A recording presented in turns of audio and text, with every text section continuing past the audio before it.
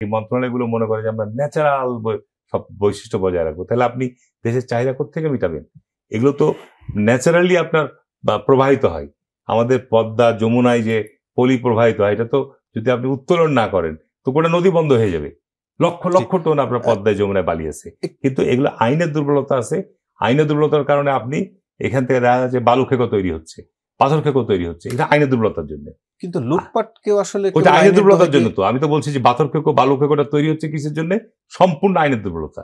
হারুন রশিদ, একটু আপনার কাছে জানতে চাই, আগের প্রেক্ষাপটের পরে গেল 1 বছরের যে প্রেক্ষাপট, পাশাপাশি আমি একটু আসাদুল হকের সাথে যুক্ত করতে চাই সাদা পাথরের যেই এলাকার ঘটনা, এবং এরপরে আজকে খবর হয়েছে যে জাফলং এর পাথরও লুট হচ্ছে এবং অভিযোগের তীর আসলে বিএনপির দিকেই, বা পাশাপাশি তিনিও বললেন। একটু আপনার মন্তব্য জানতে চাই, কেন মানুষ আপনাদের উপর অনেকগুলো আলোচনা এসছে। আমার ছোট ভাই এনসিপির প্রতিনিধি আপনার বলেছে যে উপজেলাগুলোতে ভাগ বন্টন বিএনপি 60%, এই 40%, এটা একেবারেই সঠিক না।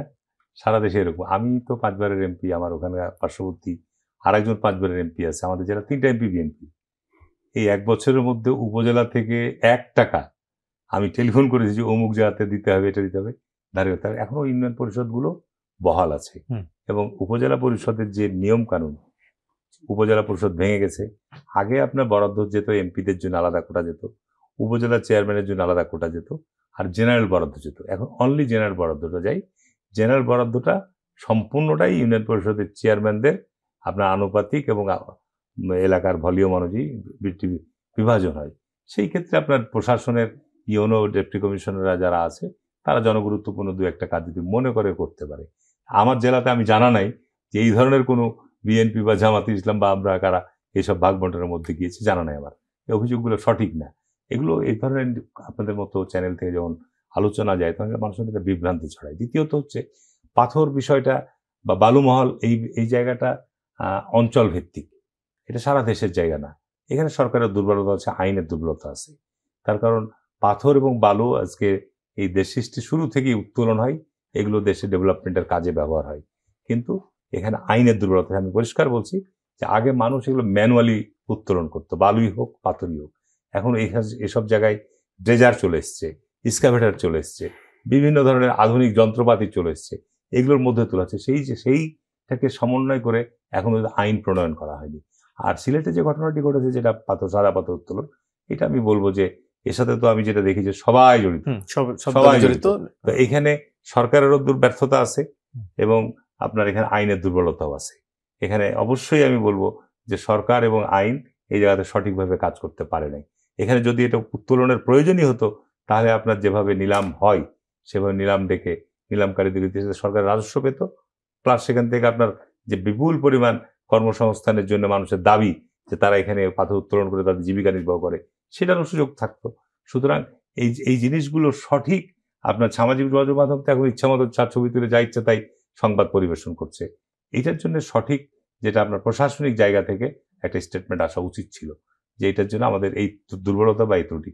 জাফলং এর দিকে যাচ্ছে একই বিষয়। সরকার কেন এই জায়গাগুলো, আপনি যেখানে সরকার এই বালুমহলই বলেন পাথরমহলই বলেন, এখন যদি এই মন্ত্রণালয়গুলো মনে করে যে আমরা ন্যাচারাল সব বৈশিষ্ট্য বজায় রাখবো, তাহলে আপনি দেশের চাহিদা কোত্থেকে মেটাবেন?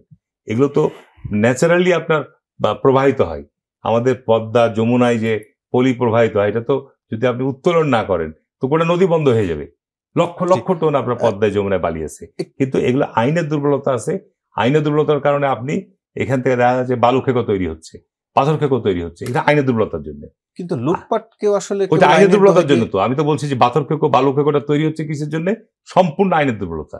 আপনি যদি আইনটাকে সঠিকভাবে প্রয়োগ করতে পারেন এবং সঠিকভাবে আগে আমি এক্সাম্পল হিসাবে আপনাকে বলছি, আজকে যমুনা সেতু, এই সেতুগুলো আজকে ডিজিটালি আপনার টোল আদায় করা হচ্ছে এবং ডিজিটালি 5 বছরের জন্য। আমি একটু ছোট করে আরেকটা বিষয় জানতে চাই, যেটি তিনি বলছিলেন 2001 থেকে। উদাহরণ দিয়ে দিচ্ছি আপনাকে, ছোট করে। জি, আমি উদাহরণ দিচ্ছি যে এই যে টোলগুলো আগে টেন্ডার হতো, এখন হচ্ছে কি বড় বড় সেতুগুলো আপনার ডিজিটালাইজ, যারা অপারেট করবে তাদেরকে টেন্ডার দেওয়া হচ্ছে যে তুমি 5 বছর এটা অপারেট করো, কত টাকা লাগবে, বা 50 কোটি হতে পারে, 100 কোটি হতে পারে, এবং টোটাল যে টোলটা আদায় হচ্ছে সেই টোলটা সম্পূর্ণটা সরকার রাজস্ব যাচ্ছে, সরকার শুধু অপারেটের দায়িত্ব দিচ্ছে। এই যে আইনের বর্তমানে এই জায়গাগুলোতে আমাদের আইন যুগোপযোগী করতে হবে, তাহলে আপনার বালু খেকো তৈরি হবে না, পাথর খেকো তৈরি হবে না।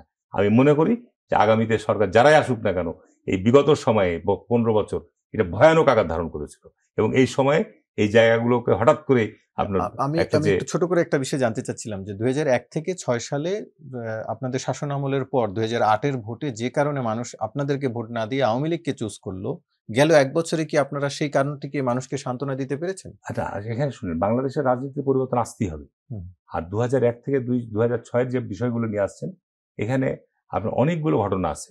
2004-এর আর 21-এর ঘটনা, এটা পরিকল্পিত, এবং বাংলাদেশকে অস্থিতিশীল করা, রিজিউম চেঞ্জ করার ক্ষেত্রে এক্ষেত্রে জাতীয় এবং আন্তর্জাতিক কনস্পিরেসি ছিল, এবং করাপশন ছিল না আমি কথা বলবো না, করাপশন তখনও ছিল, এখনো থাকবে, ভবিষ্যতে থাকবে। আপনি করাপশনের জন্য আইন আছে, প্রতিষ্ঠান আছে, এর প্রয়োগ আমাদের দুর্বলতা আছে। আপনি আইনের শাসন, আমরা যেটা এই যে আজকে বৈষম্য বিরোধী আন্দোলন হয়েছে, আজকে যদি আইনের শাসনকে আপনি ইস্টাবলিশ করতে না পারেন, আপনি যতই আমরা বড় বড় কথা বলি না কেন, আপনি আইনের শাসনকে ইস্টাবলিশ করতে, আমি এমপি হই, আমি যত বড়ই ব্যক্তি হই না কেন, যদি আইনটা সঠিক সবার জন্য সমপ্রয়োগ হয়, তাহলে আপনার অপরাধ কমবে।